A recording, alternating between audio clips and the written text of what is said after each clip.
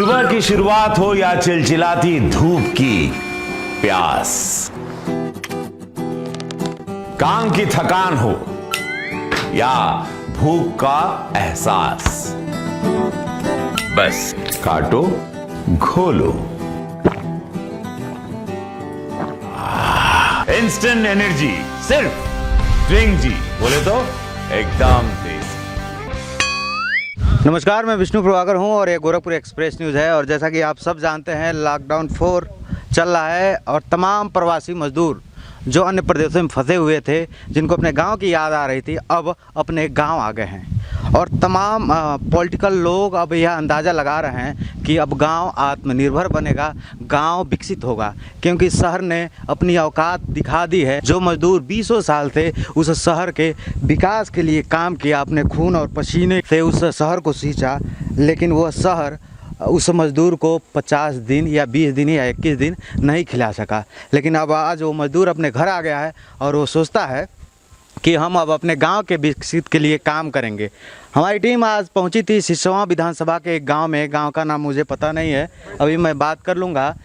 तो यह घर जो हमारे पीछे लोकेशन में आपको दिख रहा होगा, ये चंद्रशेखर सिंह का घर है और तमाम गायें हमको दिखी, तो मुझे लगा इस पर स्टोरी करनी चाहिए। कहीं ना कहीं ऐसे लोग गांव को मजबूत कर रहे हैं और गांव के सामाजिकता को जोड़े हुए हैं। तो चलिए उनसे बात करते हैं। सर नमस्कार। नमस्कार। सबसे पहले आपका परिचय हो जाए। मेरा नाम चंद्रशेखर सिंह है, उपनाम लल्ले सिंह है। आपका जो घर है एकदम एक तरह से कहें तो जी राज दरबार हवेली वाला रूप है। और जब हम गाय देखे हैं, ताकि आज के दौर में हर कोई फैशन लेवल काम कर रहा है, तो वहीं आपके घर पे गाय है, तो ये आपके जहन में कैसे आया? ये मैं 1990 में जब पिताजी का देहांत हो गया, उसके बाद आप इसको रख मेरे जहन में आया। अच्छा जी, कि हम पढ़े भी। हम लोग चलते उस समय MA की पढ़ाई कर रहे थे जी। फिर उस समय हमारे दिमाग में आया कि एक बढ़िया गौ सेवा किया जाए, गौ पालन का काम मैं शुरू किया। अच्छा जी। तो आप एक सामाजिक व्यक्ति भी हैं जी, और जी। आप लगातार 10 साल तक प्रधान भी रहे हैं जी जी और BDC भी रहे हैं जी। लोगों के मन में ये होता है कि जो व्यक्ति सामाजिकता होता है, तो उनके मन में ये आता है कि हम लाव लश्कर लेकर चलें। वहीं आप एक सादगी भरी ज़िंदगी जी रहे हैं, जी। 2 बार प्रधान भी रहे हैं और 25 साल से समाज सेवा करते आ रहे हैं। तो कैसे इस पहलू को देखते हैं आप? इसको मैं देखता हूँ कि ये बड़ी अच्छा काम है। मैं सुबह 3 से 4 बजे के बीच में भोर में जग जाता हूँ और तमाम लोग इसमें लगे भी रहते हैं, धंधा पानी में, अपना कृषि कार्य में, और जानवरों का भी सेवा होता रहता है। इसी में मैं अपनी खेती बाड़ी भी करता हूँ। अच्छा। चारों तरफ खेती है हमारी, बीच में घर है हमारा। तो एकदम जो गायों की संख्या कुल कितनी गाय है? 20 गाय हैं इस समय। 20 गाय हैं और 20 बछियाँ हैं। अच्छा, 20 बछियाँ भी हैं। जी जी। शुरुआत कितनी गायों से हुई थी? शुरुआत में 10 गाँव से शुरू किया था। 10 गाय से जी, शुरुआत जी, हुई थी। शुरुआत में तो काफी दिक्कतें आई होगी, क्योंकि दिक्कत थी। मैनपावर की जी, दिक्कत जी। बहुत ज्यादा हाँ, होती है। और गांव के जो मजदूर होते हैं, लॉकडाउन पहले की हम बात करें, हाँ, तो बाहर चले जाते हैं काफ़ी। तो वो घर में काम नहीं करते हैं, अपने गांव में नहीं काम करते हैं। वही काम जाकर जो है अन्य प्रदेशों में काम करेंगे, लेकिन गांव में काम करने में उनको शर्म आती है। जी। तो कहीं ना कहीं आप इतने प्रतिष्ठित व्यक्ति होने के बावजूद भी आप खुद अपनी गाय को चारा डाल रहे हैं, और जो भी कहा जाता है गोबर वगैरह जो भी है, सही तरीके से आप उसको रख रहे हैं। तो कहीं ना कहीं आप एक समाज को एक दिशा दिखाने की कोशिश कर रहे हैं। टीम गोरखपुर एक्सप्रेस न्यूज़ आपको धन्यवाद देता है जी। तो दूसरी बात अब हम ये जान लेते हैं, लॉकडाउन चल रहा है, गांव में कैसा चल रहा है लॉकडाउन सर? गांव में ठीक है सर। गांव में तो कुछ लड़के जो बाहर से आए हुए हैं, दिल्ली, पंजाब और बम्बई से, उन लोगों को पहले 14-15 दिन क्वारंटाइन किया जा रहा है। तब फिर अब तो घर में ही क्वारंटाइन हो रहे हैं जी। घर में ही अपने सेफ रह रहे हैं।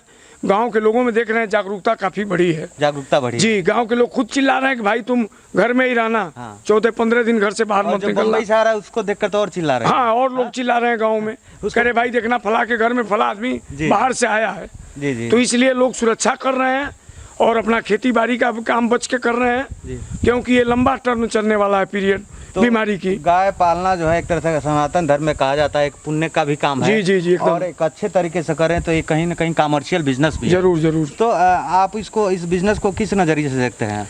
ठीक है, कमर्शियल पर्पज से भी बढ़िया है। बढ़िया है जी जी, क्योंकि दूध की बिक्री हो जाती है, लोग यहीं से आके उठा ले जाते हैं दूध हमारी। कुछ मतलब जाने की जरूरत नहीं पड़ती। जाने की जरूरत नहीं पड़ती है, यहीं से लोग सवेरे आते हैं करीब 50 लीटर सवेरे और 50 लीटर शाम को अच्छा। प्रतिदिन दूध हमारा खप जाता है। 100 लीटर चलते बात करते हैं सर। जी। लॉकडाउन का लगभग 60 दिन से ऊपर हो गया जी, और तमाम मजदूर जो हैं अपने गांव आ गए हैं और बड़े बड़े लोग जो है ये अंदाज़ा लगा रहे हैं कि जो मजदूर पहले गांव में काम करने के लिए शर्माते थे, एक मन में उनके शर्म होता था, अब जो है कहीं ना कहीं वो आत्मनिर्भर बनने की कोशिश करेंगे। इस पर आप क्या कहेंगे? इस पर है कि जो मजदूर तमाम हमारे गांव में तो तमाम लोग ड्राइवरी करते थे, जी, गाड़ी चलाते थे, लेकिन आज मैं देख रहा हूँ कि कुदाल लेकर वो आराम से गन्ने की खेत की कुड़ाई कर रहे हैं।